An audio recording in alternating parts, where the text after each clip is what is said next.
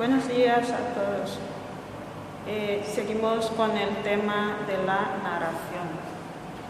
Como pueden observar aquí, el título del tema, la narración.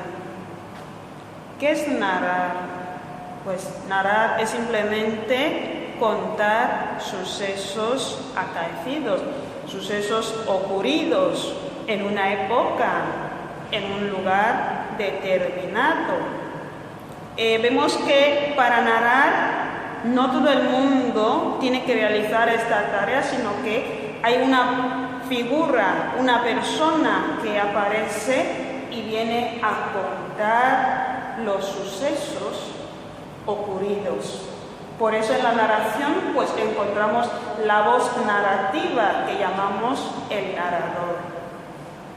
Según lo que hemos puesto aquí, la narración es una sucesión secuencial de acontecimientos realizados por personajes reales o imaginarios en un determinado lugar. Lo que ya hemos dicho antes, que narrar es contar sucesos ocurridos en una época, en un lugar determinado.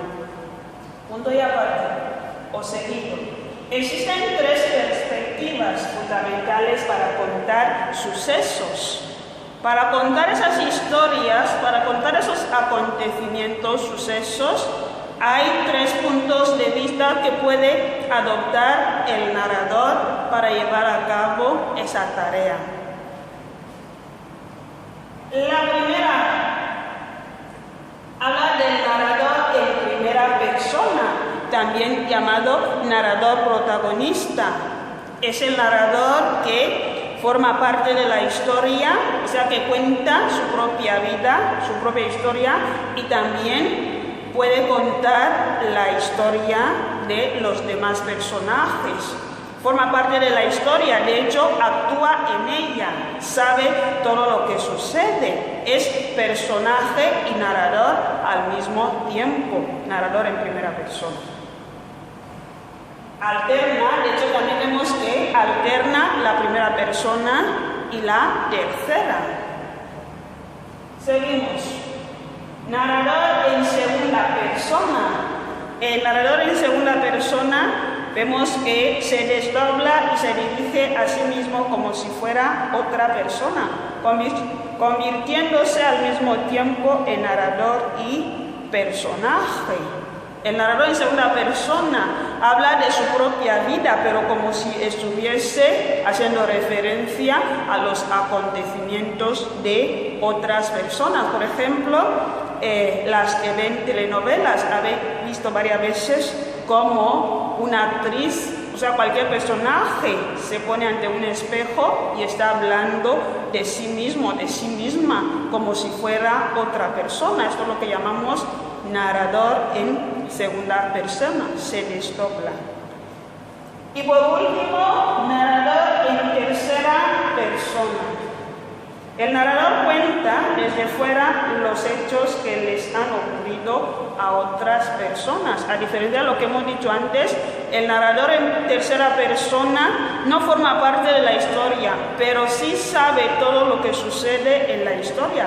Está fuera de lo narrado, es decir, desde fuera cuenta las historias o la historia de otras personas. Punto y aparte. Rasgos lingüísticos de la narración. En una narración encontramos algunas características lingüísticas. Bien, primero, emplea mayor número de verbos y adverbios, categorías gramaticales que marcan tiempos, acciones y lugares. Cuando utilizan los verbos y los adverbios, sabemos que las acciones se presentan secuencialmente. Por eso vemos que en las series van enseñando capítulos. Así la acción también va avanzando. De hecho, vemos que utilizan categorías gramaticales. Bien. También vemos aquí que utiliza como tiempos verbales más habituales el pretérito indefinido, que indica sucesos ya ocurridos y hace avanzar la acción, o el presente para lector. Como tiempos verbales utiliza el pretérito indefinido. El pretérito indefinido pues indica los hechos ya ocurridos y también señala que la acción va avanzando. Por eso solemos decir que en un cuento encontramos tres partes: planteamiento, desarrollo y desenlace. También utiliza en ocasiones el presente para acercar al lector con la historia. Por lo tanto, en la narración cuentan sucesos ocurridos. Y dentro de ese mismo contexto, la voz que cuenta la historia se llama narrador. Y para contar una historia se pueden adoptar tres puntos de vista diferentes: narrador en primera persona, narrador protagonista, narrador en segunda persona y narrador en tercera persona.